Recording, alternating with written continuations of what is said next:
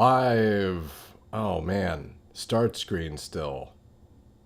Live from a studio apartment. This is misinformation.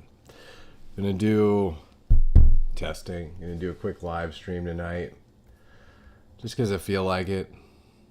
It's 2 in the morning my time. I've been staying up late recently. I did last night I was working on a sketch for some social media, which you probably see on my TikTok and my Instagram. Let's see if I can pull up the chat here too, if anyone's still awake. What up, guys? We're gonna do some jokes in a sec, have a little jokes monologue, and then we'll do some news and go over some stuff. This might be kind of rough on this jokes monologue too. I haven't practiced it, so we'll see how it goes. But yeah, I was up all night last night editing some video. They take like forever. And then, so I figured we'd just put together a show and do some stuff.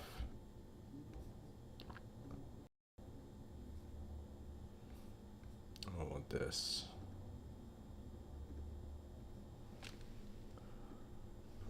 Perfect. Okay.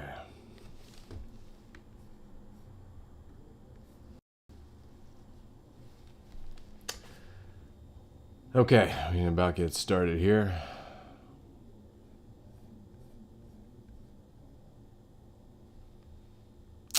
Well, Iran has elected the son of Ayatollah Khomeini to be its next supreme leader. Yeah, I asked Grok to age the son to see if there were any resemblance to his father, and this is what it gave me. You can see the resemblance is striking there. Pun intended.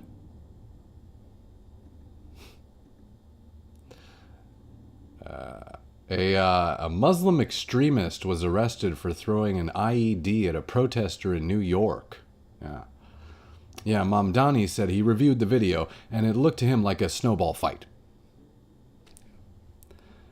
Yeah, just a classic case of New York kids getting into a nail ball fight, that's all. Nothing to see there. Well, a new poll shows Democrats trailing AI in favorability. Yeah, the people, they like AI more than Democrats. Yeah. When asked why, respondents said they would have picked Democrats, but they always make stuff up. Yeah, I don't like that about them. Not too much. It's actually more than AI. Those is the jokes. I hope you've enjoyed them. 7 viewers at 2 in the morning. Where are you guys at anyways? Are you in Australia or something? I do late night streams sometimes. I'm in the US. I'm in San Diego, California, but I get a lot of like international viewers sometimes. What up? Welcome in. If you're just joining, you've just missed the jokes. Welcome. Nothing funny from here on out. I might redo them again, though, in a little bit. We're going to pull up some news.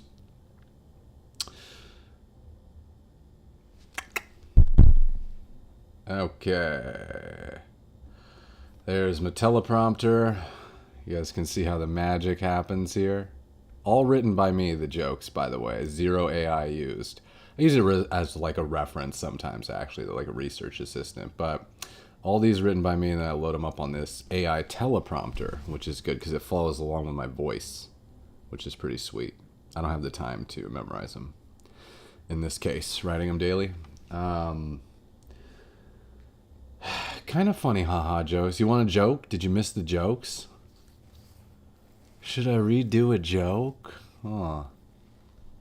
I'll give you one joke. Hold up. God damn it. Stragglers. Where is this? Oh, where's it? Now I need my teleprompter again. Wait, did somebody say no?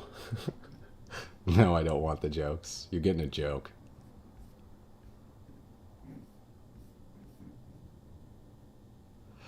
Well, Iran has elected the son of Ayatollah Khomeini to be its next supreme leader. Yeah.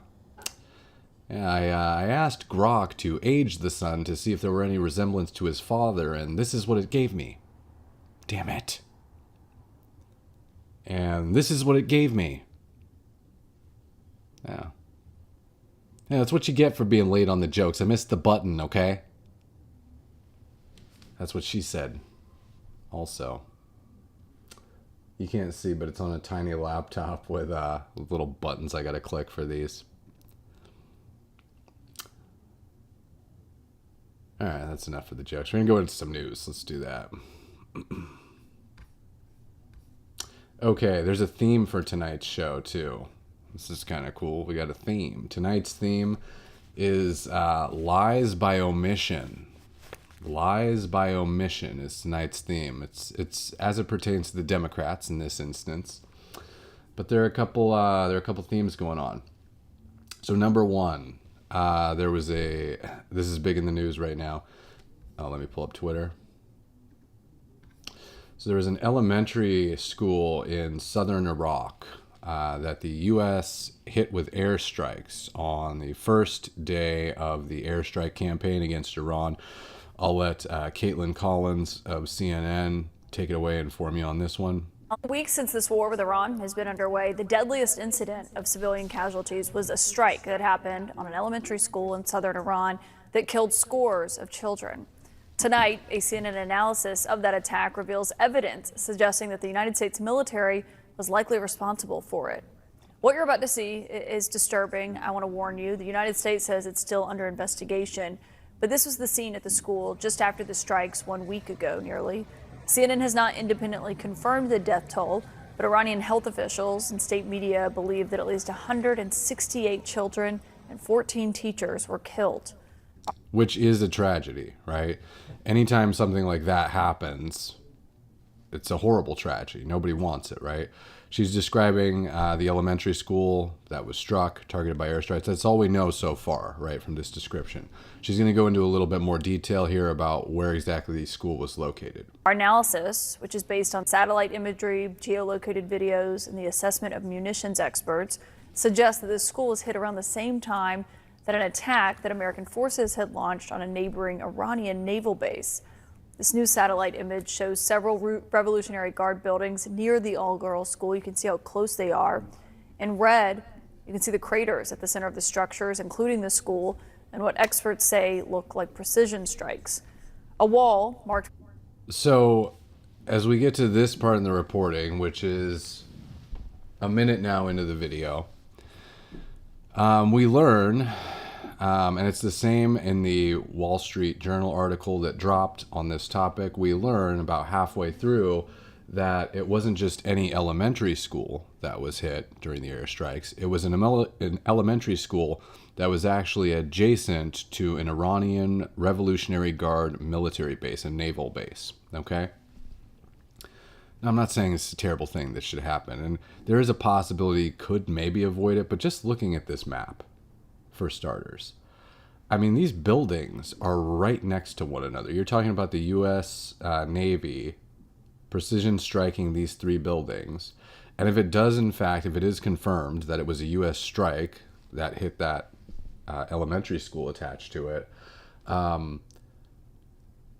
I mean, it's essentially a mistake where there were four buildings. I mean, I hate to be even any kind of joke about it, but do you think Claude could really tell the difference between these four buildings? Now, apparently the only separation here, they did a little bit of reporting as recently as 2015, the school was actually on the naval base. So it was a part of the naval base, right? And then I guess around 2016 or so, they built a wall, like a retaining wall between the two structures, all right? And I guess I'm not here to debate whether, we could have avoided it. What I'm here to debate is the fact that all of these articles about it are labeling it as the U.S. striking an elementary school in southern Iran. None of them within the headlines go into these details that it was actually part of the naval base that was being struck at the time, right? Here's my response on Twitter. So Glenn Beck was the person that brought the article to my attention initially. this was first in a Wall Street Journal article where it's sort of the same thing. Takes you about 3/4 of the way through the article. Here it is. Analysis suggests school was hit amid U.S. strikes on Iranian naval base. It takes you about 3/4 of the way through the article to get to this part. The school at one point was part of the Revolutionary Guard's naval base, according to satellite images from 2013. Roads had led from other areas of the base to the school building that was struck on Saturday. By September 2016, satellite images show the same building was partitioned off and was no longer connected to the base. Which I understand, but that's really, really tricky. So, I replied to him here, said probably don't build a school in an old Revolutionary Guard naval base building, though. And someone, to be fair, points out that a lot of U.S. bases have schools in them, which I understand, but there are some stark differences between those. So in U.S. schools in or around naval bases, those are typically built in separated military housing areas if they exist. They're there for the families of military that live on base to be able to accommodate the children studying during the year. There's no doubt in my mind that if the U.S. were engaged in any type of threats from an enemy that was formidable enough to attack us, let's say Russia or China, something like that, right? And they were threatening us off of our coast, and I live in San Diego, right? If Russia was just off of our coast, bringing warships in there, I can guarantee you that any schools on site at a naval base would immediately be evacuated, right? So my question is, why were they still continuing school in this elementary school that was, I don't even want to say adjacent because it used to be a part of the structure. They're essentially continuing school in this naval base, basically. And that's the difference, is the Iranian regime builds these types of schools in or around very close to actual military targets, right? Which makes it difficult for the military to separate the targets from the civilians, and that's kind of the point. So again, I'm not excusing it. It is a terrible tragedy, but to put the headline out there that the U.S. has struck an elementary school in southern Iran without adding this context makes it sound like we're just willy-nilly shooting elementary schools in southern Iran. It doesn't give you the context. We were actually striking a military base. We hit buildings 1, 2, 3, and then 4 we maybe didn't realize was an elementary school. This is a little bit of footage of some of the Tomahawk missiles that people are saying hit that school. I don't think this is a direct hit on the school. It's a video of at least one Tomahawk hitting one of those Revolutionary Guard buildings in the naval base. That's tough. I'm gonna check the chat. Okay. No longer part of the base. Yeah, it was no longer part of the base, but I mean, it's, just because you build a wall, a small retaining wall between two of these structures, I don't think they even should have had the friggin' school there in the first place. Absolutely was a mistake. There's no reason that someone's saying, someone's just, trying to heckle me a little bit here, but they're saying that a drone can hit a tiny target, which is true. But they're using AI as well, right? I just don't think they were able to determine that there was a difference between these buildings when they were striking that naval base. And if they had some outdated data that shows that this building was in fact originally part of the naval base, what are they going to think? Let's do agree to it. Yeah, okay. All right, what else we got on this? Collins. This was Pete Hegseth. He did an interview with 60 Minutes. He was asked to confirm whether it looked to him like the U.S. had hit the elementary school in the naval base or not. Here's him here. Earlier in the week about this girls' school, you said the U.S. was investigating it. Have you made any conclusions about whether or not the United States, inadvertently or not, was involved in any military strike at that school? Well, we're still investigating, and that's where I'll leave it today. But what I will emphasize to you and to the world is that unlike our adversaries, the Iranians, we never target civilians. There was a report late in the week from 2 officials that it was likely U.S. involvement. Is that report false? I've already said we're investigating. If you could tell the American public it definitively was not us, you would tell us, wouldn't you? I would say that it's being investigated, which is the only answer I'm prepared to give.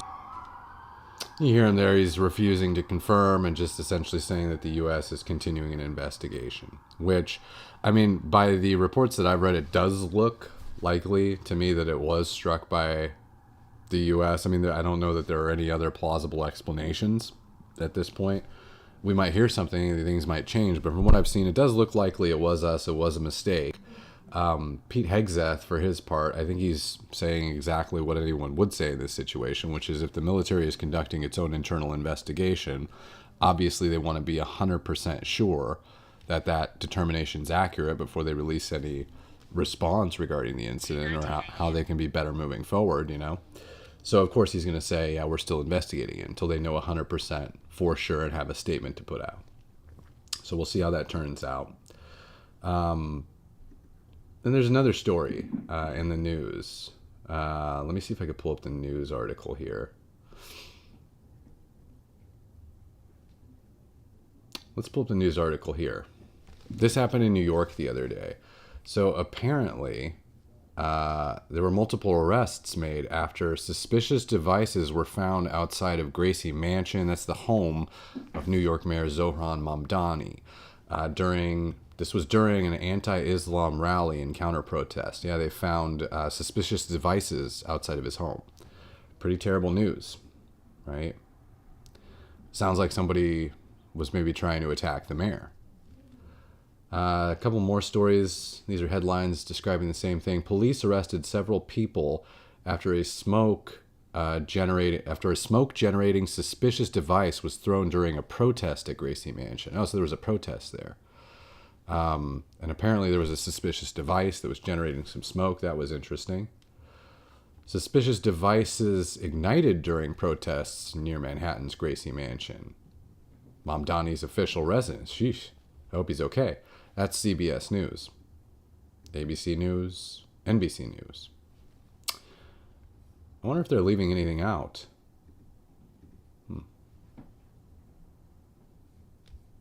What's this? Support the white liberal women! Well, it looks like Jake Lang. Not particularly my cup of tea, but a conservative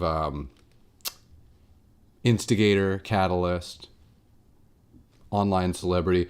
He was at this. He was actually at this protest here. Saying this stuff to people. Looks like somebody threw something at him. What was that?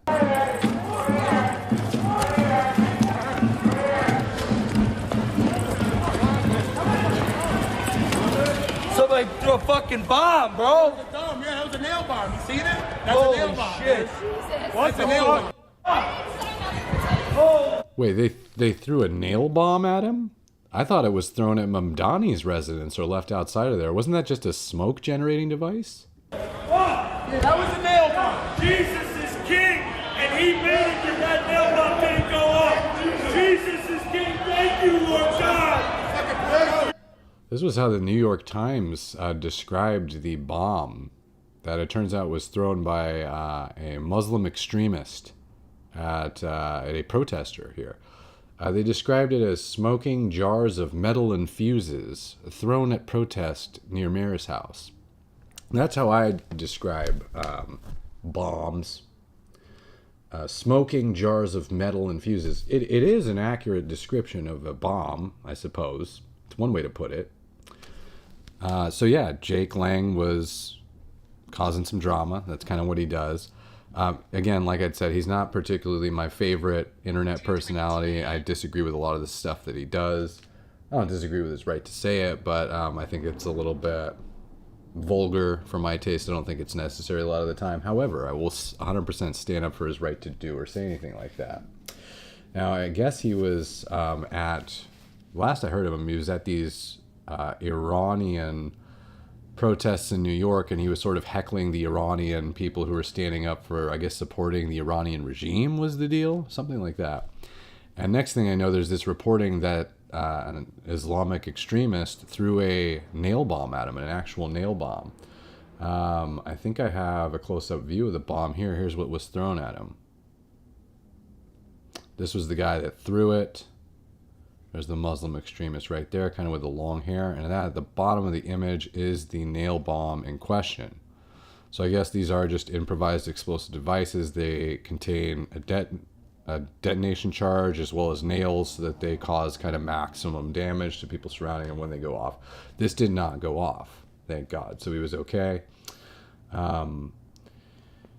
Here's where is he running? Replay response. I don't know if I have a video of the guy throwing the bomb. I'll try to find one. Anyways, here's Mayor Mum. Oh, here's the guy lighting the fuse. Here we go.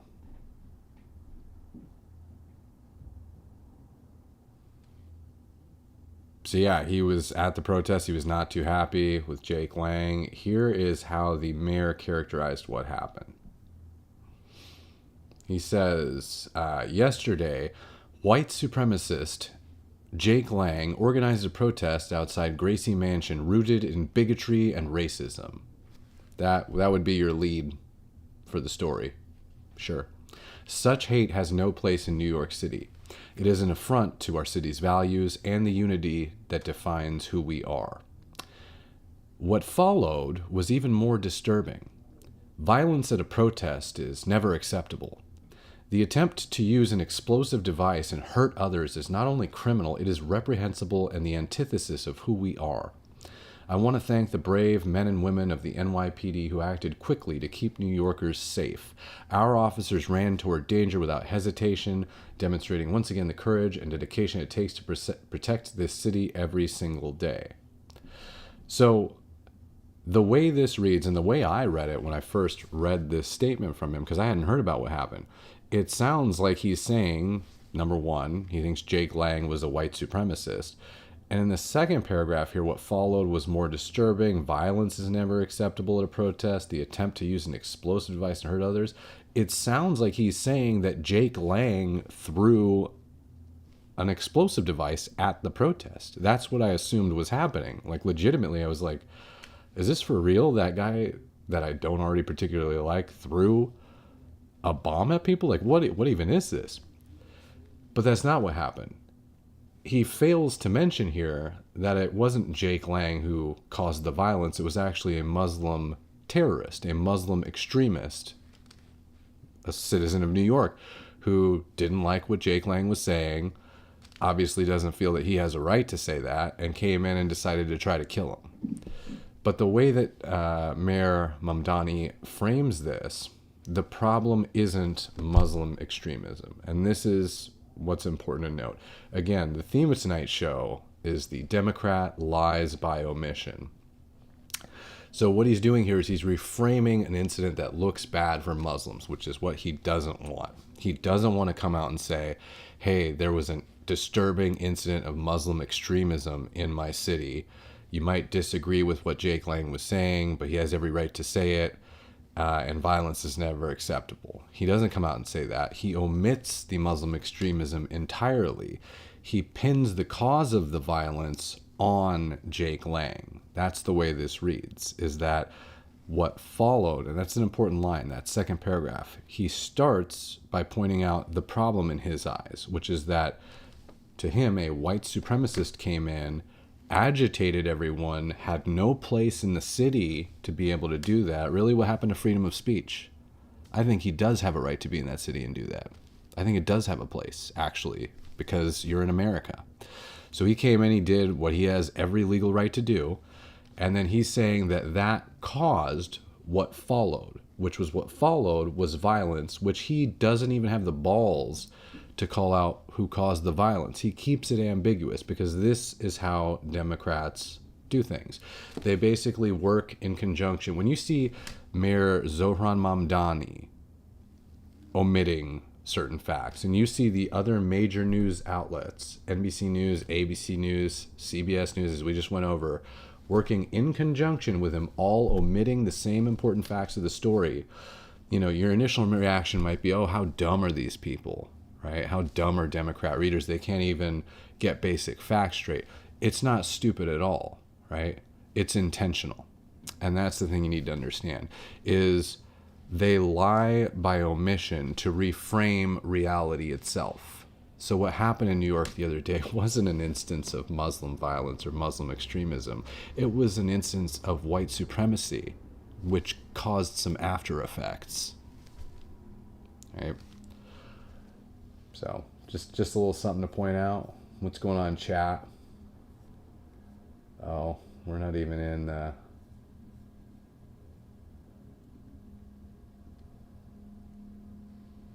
Am I still live? I think I might be still live. I dropped out of my chat and I was in just some random, probably a OnlyFans girls chat randomly. I don't know why my algorithm always pulls me into those. What's up, Donna and Pixie Dust? How's it going?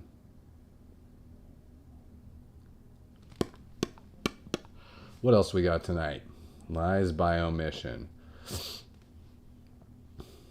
Yeah, and back to, I was just trying to connect that to the Minab school shooting. I believe it's called Minab. Not school shooting, school bombing, I'm sorry. Which, again, is a terrible thing, but all of the headlines are saying that the U.S. struck an elementary school in southern Iran. That's leaving out the important context. They struck an elementary school connected to an Iranian naval base amid strikes on that same naval base, right? A tragedy either way, right? I'm not going to sit here and say, killing little girls in a school is any way, excusable or anything like that, or not a tragedy. It sucks, and war does suck.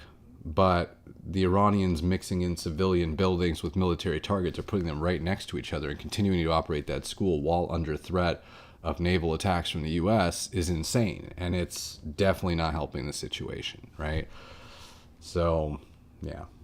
But the least that the media could do is be genuine in the reporting and let people know those facts up front so they don't think the U.S. is running around targeting elementary schools in southern Iran, which is how people are framing it, because they would love to, basically put something negative out about Trump and what he's doing in Iran. And this is the thing that they found. So it's another lie by omission. Leave out the important details, right? And you change the story. Full Hegseth interview. What else we got here? You guys want to hear the jokes? Did anyone see the jokes in the beginning?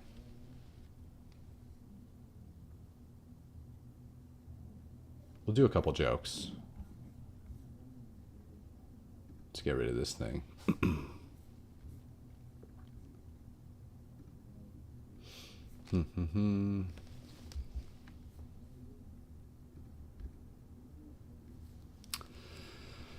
Okay. Well, Iran has elected the son of Ayatollah Khomeini to be its next supreme leader. Yeah. I asked Grok to age the son to see if there were any resemblance to his father, and this is what it gave me. Yeah. You can see the resemblance there is striking. No pun intended. Well, a Muslim extremist was arrested for throwing an IED at a protester in New York. Yeah. Now, Mamdani said he reviewed the video and it looked to him like a snowball fight. Damn it. Oh, man. I didn't get rid of the that guy picture. I nailed that joke, too. Fuck. Hold on, we're going to do it again. Ugh. I hate this program. I love it, actually. A Muslim extremist was arrested for throwing an IED at a protester in New York. Yeah. And Mamdani said he reviewed the video, and it looked to him like a snowball fight. Yeah. Classic New York nail ball fight. That's all it was. I'm sure he'll be released in a few days.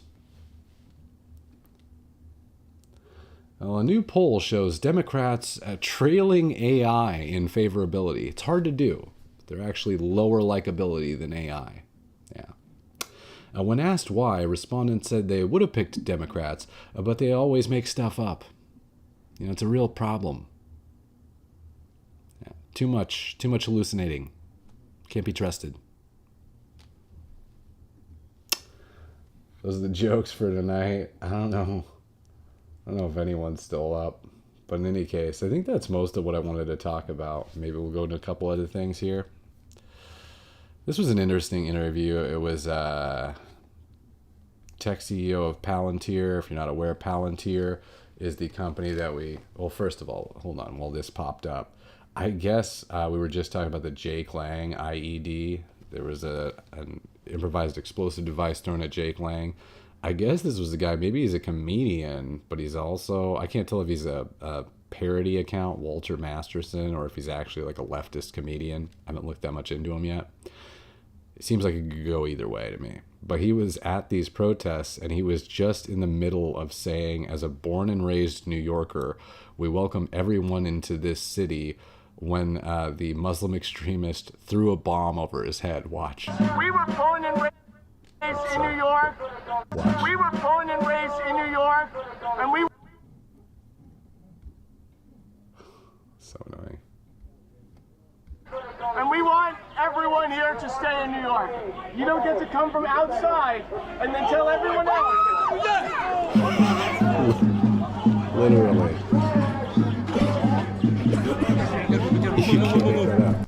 We were born and raised in New York, and we want everyone here to stay in New York.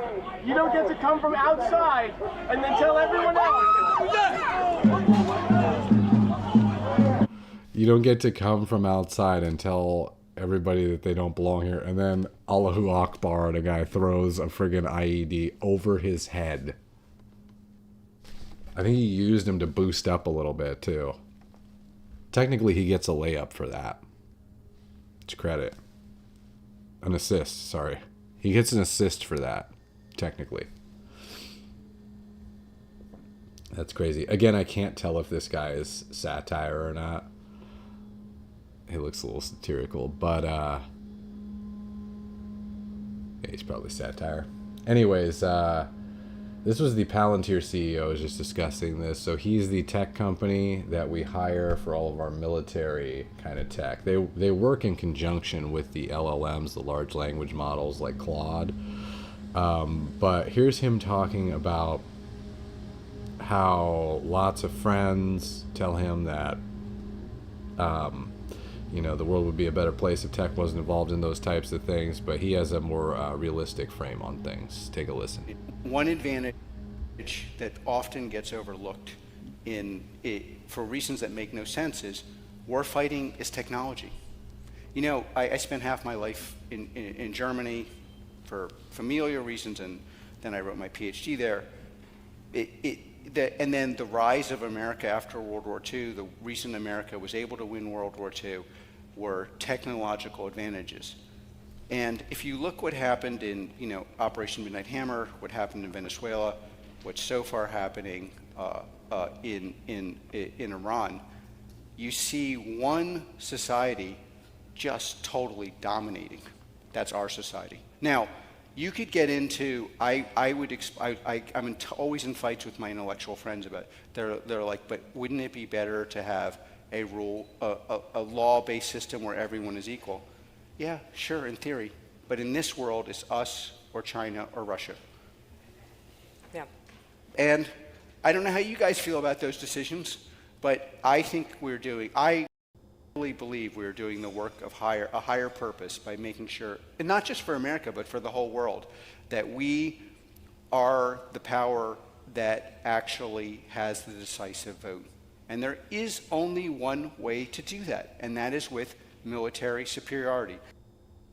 Yeah, I mean, I've never heard this guy speak before, but I absolutely loved him after this. Just hearing, this is sort of how I view the world. It's always, you can have your high, lofty goals, but then there's the actual reality of what happens, which is until there are unlimited resources and abundance, and I don't even think then it will happen, there's going to be war, and there's going to be competition for resources. There's going to be fighting. I was thinking about this the other day. I was like, what if AI gives us like unlimited resources? And I was like, yeah, well, we're still going to compete over women. I mean, as long as women exist, we're killing each other. Men are. That's what it comes down to, basically. But in any case, at the end of the day, yeah, realistic take. And then this is what you see in Iran right now, right? Is it's just a very, at least until now, lopsided, one-sided victory, where you have Iran fighting this asymmetric warfare campaign with cheap drones that they're trying to kind of cause terror against smaller targets, U.S. targets. And then you have the U.S. Basically bringing to bear the entire AI military infrastructure that's precision targeting different sites and is computing a lot of data all at once and looking over things to select targets and to shorten the kill chain is what they're calling it, so that they can take what they used to do 10 years ago, maybe a bombing campaign of 2,000 targets might stretch out of the course of several days or weeks. Now it's a matter of hours, right? And it is interesting to see just how much AI has affected that campaign, not just in Iran, but also with the Maduro raid, which I believe was heavily tipped in our favor with the use of AI, I believe. I don't think that you know, what Trump's leadership is great, but I don't think you could do what he is doing now 10 years ago without the use of AI and the technology that we have. It's pretty crazy. Checking the chat. We see perhaps the administration could try to be open and genuine about it. I don't know which one that refers to. What's up with this live? Am I even live? I can't see it. I'm trying to click something else.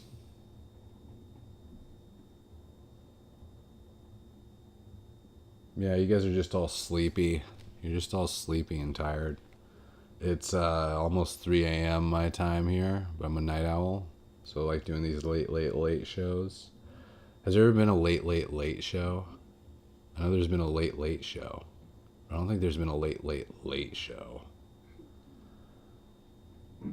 This is Elon Musk on what a computer looks like. Oh, shoot. I'm still on the other screen. I got a whole text setup going on over here. Okay, let's click here. This is Elon Musk on what a computer looked like in old times. See there? It's just people. Just a bunch of, that's like an old school data center, right? It's just people crunching numbers. And then we moved away from that. He mentions it here. This was Naval originally saying a computer used to be a job title, then a computer became a thing humans use. Now a computer is becoming a thing computers use. That's an interesting tweet. I hadn't read that, actually. I just saw the image.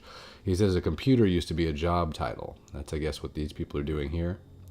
Then a computer became a thing humans used. He says now a computer is becoming a thing computers use. That's actually scary.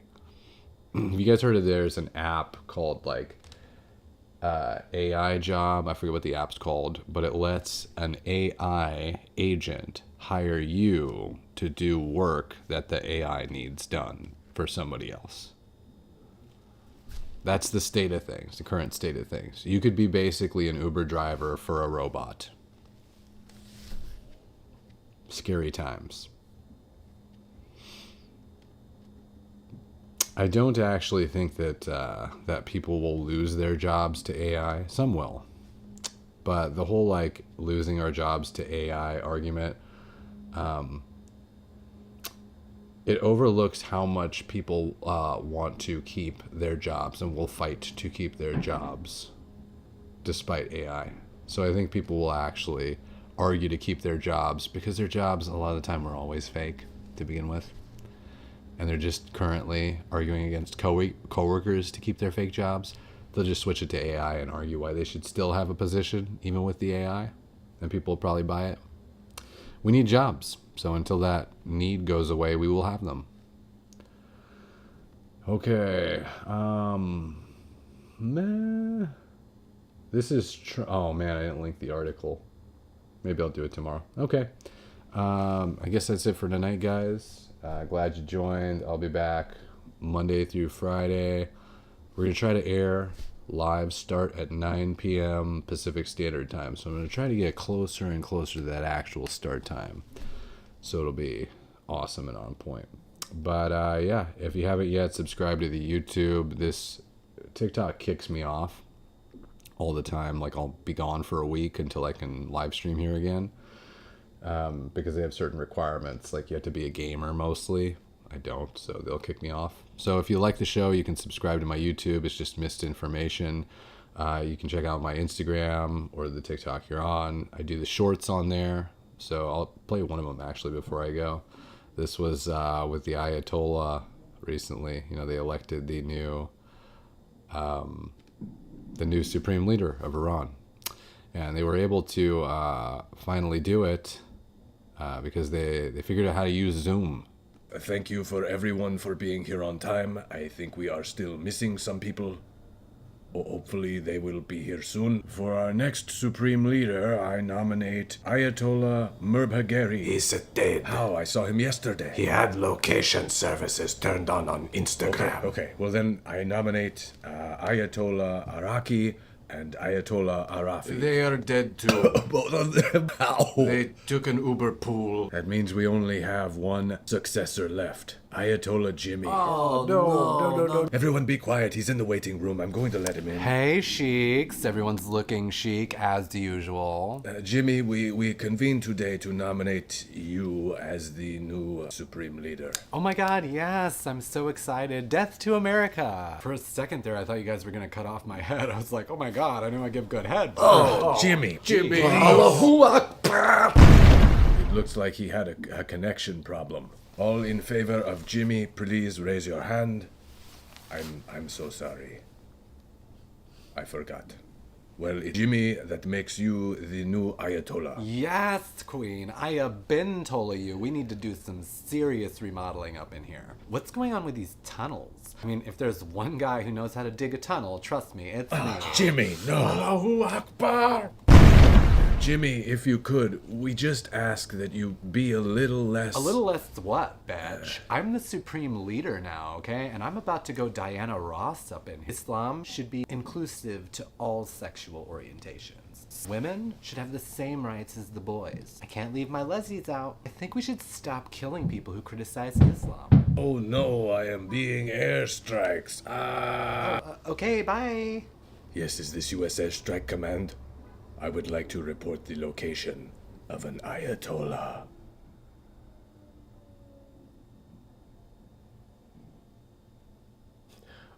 Dude, you guys, I was just playing. I thought this was playing on the screen, and I was laughing at my own video. This is awesome. It was on the wrong screen, I think. Oh, maybe it wasn't.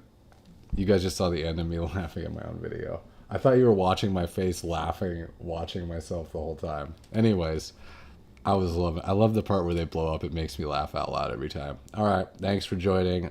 Subscribe to the YouTube.